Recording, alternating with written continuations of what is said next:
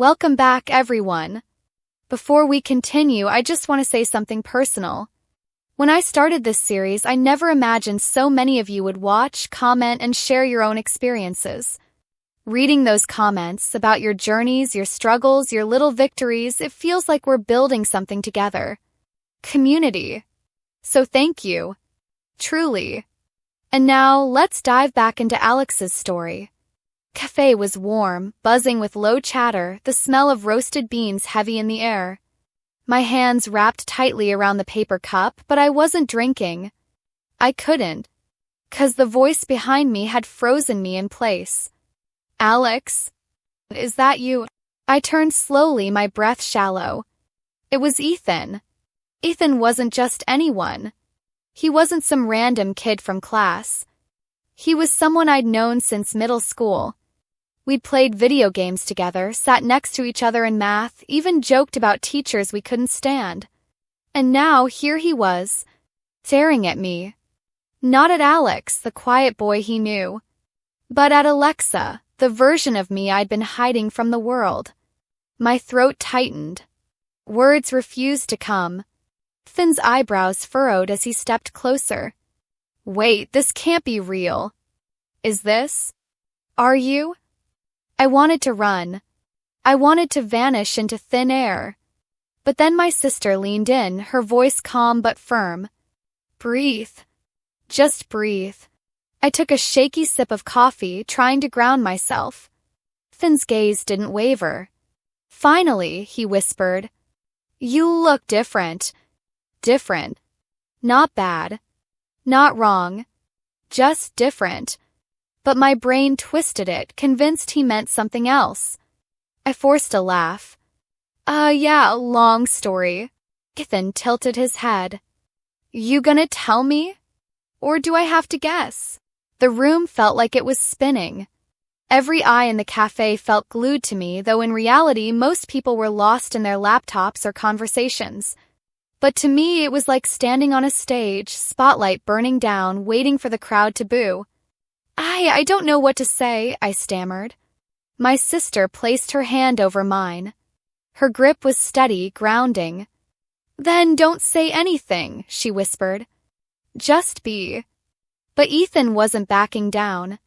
He stepped closer, lowering his voice. Is this who you are? Question pierced me. It wasn't mocking. It wasn't cruel. It was genuine. I swallowed hard. My heart pounded so loudly I thought it might drown out my words. Yes, I whispered. This is me. Ethan blinked. His expression shifted. Confusion, surprise, something unreadable flickering in his eyes. Then he smiled. Not a grin. Not a laugh. A small, almost shy smile. You actually look happy. Happy. That word hit me harder than anything else. For years, happiness had been something distant, something I chased but never caught. And now, standing there in a cafe with trembling hands and smudged lipstick, someone saw it in me. I didn't know whether to cry or laugh.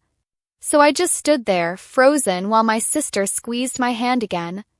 We sat down, the three of us. I expected awkward silence, heavy questions. But Ethan surprised me. He didn't press. He didn't demand explanations. Instead, he just talked. About school. About video games. About a new job he'd picked up. For a moment, it was almost normal. Except it wasn't.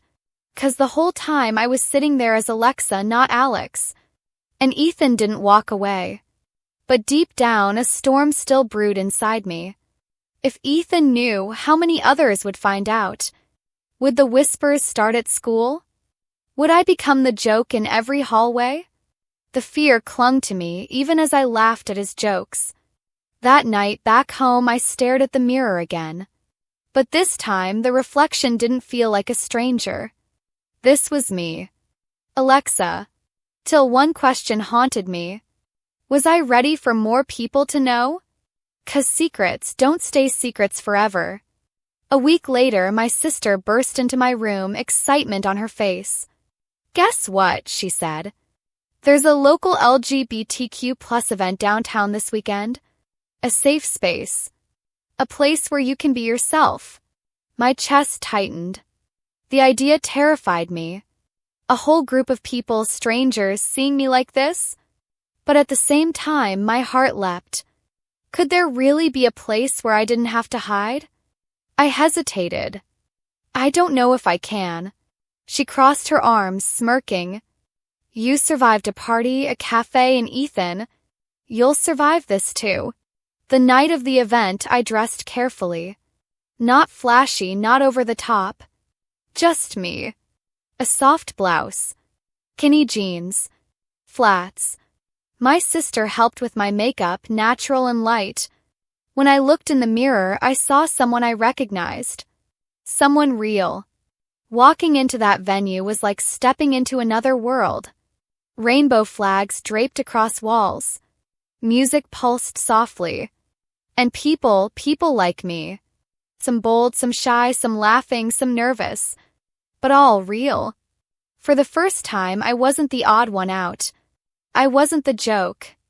I was part of something. A girl with short pink hair and a warm smile approached. Hi. First time here. I nodded nervously. Yeah, is it that obvious? She laughed. Don't worry. We've all been there. I'm Sam. We talked. About life, about fears, about the strange joy of finally finding yourself. And with every word, I felt lighter. 'Cause for once, I wasn't explaining myself. I wasn't defending. I was just being. The night stretched on. I laughed. I listened. I danced. And somewhere between the music and the lights, I realized something. I wasn't alone anymore. But just as that peace settled in, a text buzzed on my phone. I opened it. And my blood ran cold. It was from an unknown number. The message read, I know your secret. Everyone else will too, unless you do exactly what I say. And that is where we'll pause.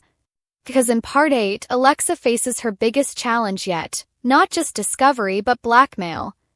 And the question is, will she crumble under the pressure or rise stronger than ever?